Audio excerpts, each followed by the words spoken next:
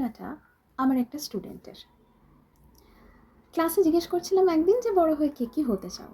তখন সবাই যখন বলছে ডাক্তার হতে চায়, ইঞ্জিনিয়ার হতে চায়, কেউ কেউ ফ্যাশন ডিজাইনার হতে চায়, তখন সে কিছু বলতে পারেনি, চুপ করে বসেছিল। সে কি হতে চায় এটা বলতে গিয়ে কোথাও একটা আটকে যাচ্ছিল।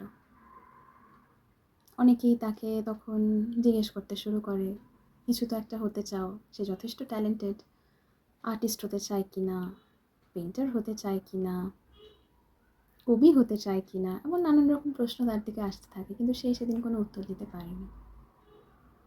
কোথাও আমি তাকে দেখতে গিয়ে আমার নিজের ছোটোবেলাতে ফিরে গেছিলাম, যখন আমিও বলতে পারতাম না আমি ঠিক কী হতে চাই। অনেক কিছু একসঙ্গে হতে চাইতাম, কিন্তু খুব ছোটোবেলায় আমি যেটা চাইতাম সেটা হচ্ছে পড়ি খুঁজে আনতে, রূপকথার গল্পে ডুবে থাকার জন্য।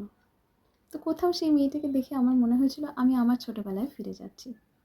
পরবর্তীকালে যে প্রশ্নটা আমাকে সবচেয়ে বেশি কনফিউজ করেছে সেটা হচ্ছে যখন কোনো চাকরির ইন্টারভিউ দিতে গিয়ে আমাকে প্রশ্ন করা হয়েছে নিজের সম্পর্কে কিছু বলো।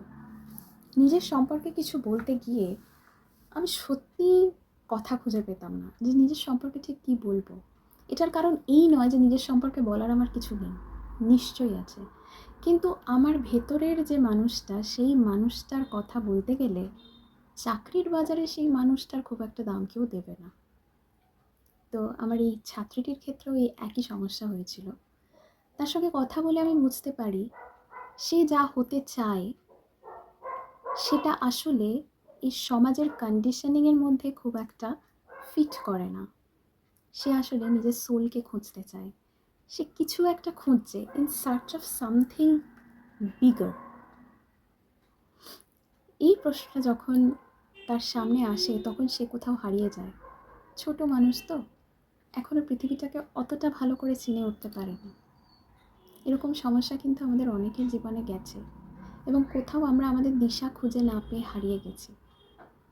আসলে আমাদের নিজেদেরকে খুঁজে পাওয়াটা খুব ইম্পর্ট্যান্ট। নিজেকে খুঁজতে পারলে, নিজের সোল সার্চিংয়ে গেলে তবে আমরা বুঝতে পারি আমরা আসলে কী চাইছি। সেটা আমরা যতক্ষণ করতে না পারি ততক্ষণ কিন্তু আমরা সত্যি জানি না নিজের সম্পর্কে কী বলবো বা নিজে কী হতে চাই। তাই তোমারও যদি এই কনফিউশন থাকে যে কী হতে চাও বুঝতে পারছো না, বা তোমার নিজের সম্পর্কে ঠিক কী বলবে জানো না, তখন নিজের দিকে তাকাও।